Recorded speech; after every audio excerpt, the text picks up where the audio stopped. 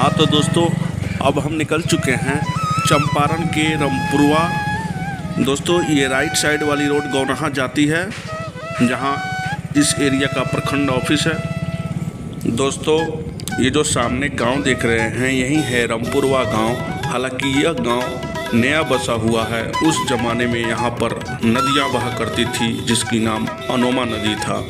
दोस्तों आगे आप देख पा रहे हैं एक रेलवे लाइन का ढाला है, जो अंग्रेज़ों ने नरकटियागंज से भिखनाठौरी तक रेलवे लाइन का निर्माण कराया था। दोस्तों अब हम पहुंच चुके हैं अशोक सम्राट के स्तंभ के पास। यही एरिया है, बहुत खूबसूरत है यहाँ का नज़ारा। यहाँ पे बहुत दूर दूर से सैलानी आते हैं। हेलो दोस्तों, नमस्कार। हम पहुंच चुके हैं चंपारण के रामपुरवा ग्राम में, और यहाँ पे हम आपको दिखाएंगे अशोक के स्तंभ जो खंडित अवस्था में पाए गए थे, और वो भी जुड़वा स्तंभ थे। महान सम्राट अशोक के 7 एनिमल कैपिटल में जो सबसे मशहूर था बुल कैपिटल, वो यहीं का था, जिसको राष्ट्रपति भवन के मेन गेट पर लगाया गया है। उसे आज हम आपको दिखाएंगे, तो आइए।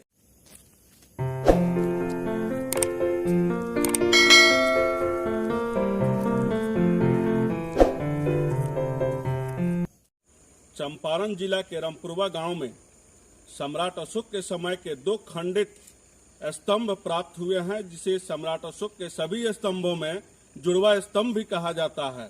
जो आपके सामने हैं, हम आपको दिखाते हैं और इसके विषय में आपको हम जानकारी भी देंगे।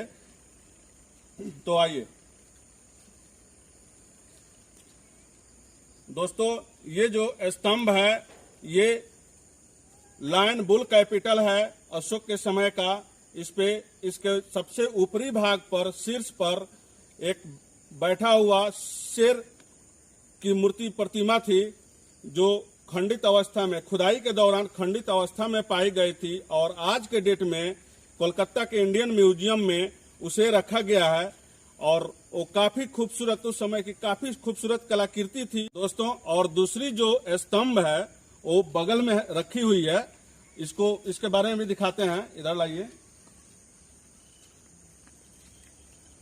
दोस्तों, ये जो स्तंभ है, इसके शीर्ष पर बुल कैपिटल था, जो मतलब कि कमल का फूल होता है, उसका आधार बेस जो था वो कमल का फूल का उल्टा था, और उस पे सांड, जिसको बुल कैपिटल कहते हैं। दोस्तों 1907 ईस्वी में कार्लाइल के नेतृत्व में बिहार के पश्चिमी चंपारण जिले के इसी रामपुरवा ऐतिहासिक गांव में पुरातात्विक खुदाई के दौरान मौर्यकालीन 2 कैपिटल्स मिले थे।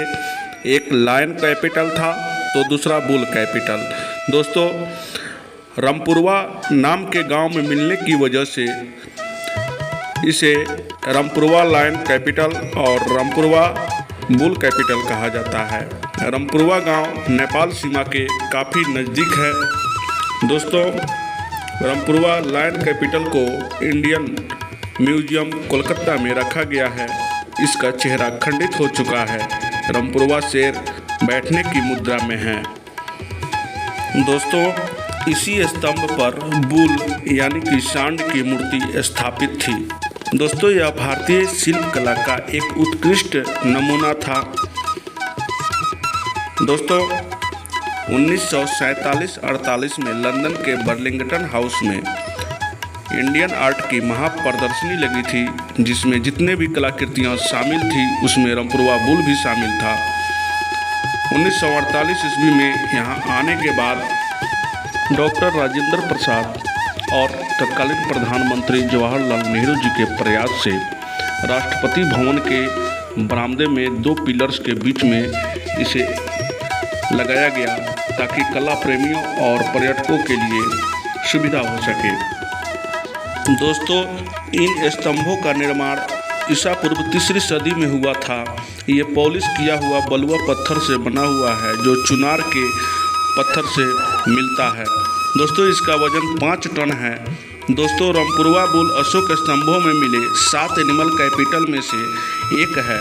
यह मौर्यकालीन कला का शानदार नमूनों में से एक है। दोस्तों, रामपुरवा का बुल कैपिटल मौर्य साम्राज्य की ताकत का प्रतीक था। दोस्तों, 1876 में इसे खोजा गया था। बता दें, अशोक स्तंभ का दर्शन करने के लिए थाईलैंड, श्रीलंका, चीन, नेपाल, भूटान आदि देशों से बहुत सारे बौद्ध धर्म के अनुयायी आते हैं।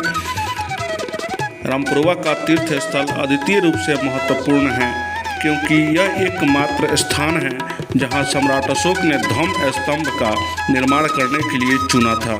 ऐसा माना जाता है कि इस स्थल पर अशोक के स्तंभ बुद्ध के त्याग की याद दिलाते हैं। दोस्तों, सामने जो टीला देख रहे हैं वो आदि शक्ति बनशक्ति माता का धार्मिक स्थान है। यहाँ हिंदू धर्म के अनुयायी भी बहुत बड़ी संख्या में आते हैं। दोस्तों, नेपाल से काफ़ी नज़दीक होने के साथ सामने देख सकते हैं सोमेश्वर की पहाड़ियाँ स्पष्ट रूप से दिख रही हैं, जो कि सोमेश्वर धाम के नाम से भी जाना जाता है। दोस्तों, चंपारण की धरती पर्यटन के लिए काफ़ी प्रसिद्ध है। कृपया एक बार ज़रूर आएं और यहाँ का मनोरम दृश्य देखें। दोस्तों, ये पगडंडी बनशक्ति माँ के स्थान के पास जाती है। चलते हैं, देखते हैं। हाँ तो दोस्तों, अशोक के स्तंभ के साथ इस गांव का एक और इतिहास जुड़ा है, जो महात्मा बुद्ध से जुड़ा हुआ है। दोस्तों, इसी पगडंडी के रास्ते से हम लोग यहाँ आते हैं, यहाँ जहाँ महात्मा बुद्ध की प्रतिमा स्थापित है। दोस्तों, यहाँ का इतिहास ये है कि जब महात्मा बुद्ध ने गृह का त्याग किया था तो यहीं पर आए थे अनोमा नदी के किनारे। दोस्तों, अनोमा नदी जो वर्तमान में हरगोड़ा के नाम से जानी जाती है, यहीं पर आए थे और उन्होंने यहाँ आकर अपने घोड़े छंदक और अपने सारथी को यहाँ से छोड़ दिया था, वापस कर दिया था और यहाँ महात्मा बुद्ध अपना मुंडन कराए और यहाँ से सन्यासी बनकर निकल गए ज्ञान की प्राप्ति के लिए। आइए उनकी प्रतिमा को पहले हम प्रणाम करेंगे और यहाँ पे बनशक्ति माँ के स्थान है, उनकी पूजा अर्चना करेंगे। उसके बाद फिर मैं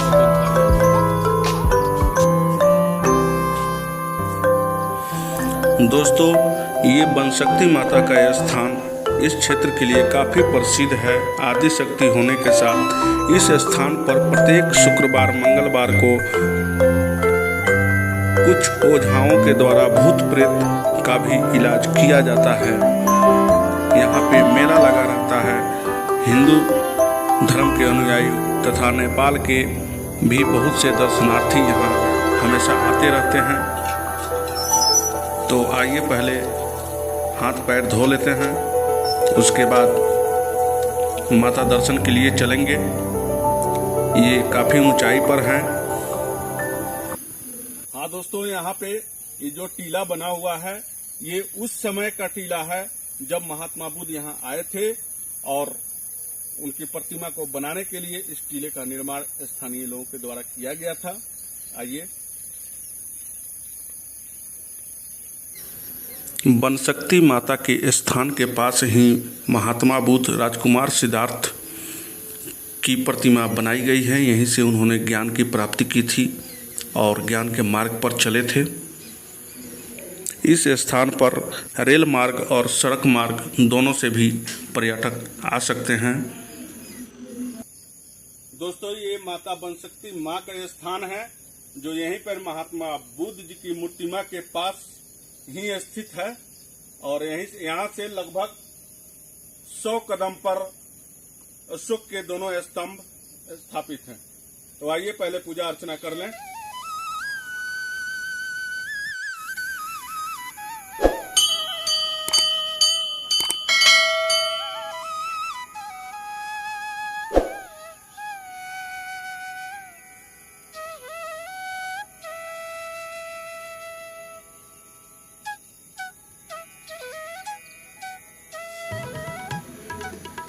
दोस्तों, यहाँ पर माता स्थान के पास ही एक दान पेटिका रखी हुई है।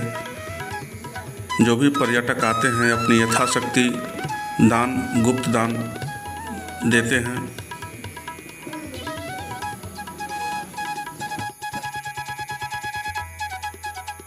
दोस्तों मैंने यहाँ पे गुप्त दान किया है, जो मैं बता नहीं सकता। ऐसा कहा जाता है कि गुप्त दान महादान होता है।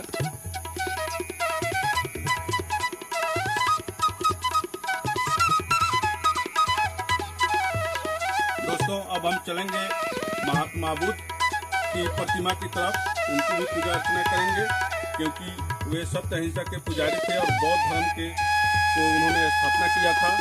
गए हैं महात्मा बुद्ध की मूर्ति के पास। ऐसा माना जाता है कि महात्मा बुद्ध की ज्ञान की प्राप्ति यहीं से हुई थी। यहीं अनोमा नदी के किनारे उन्होंने ज्ञान को प्राप्त किया था। उसके बाद अपना उपदेश सारनाथ में दिया था।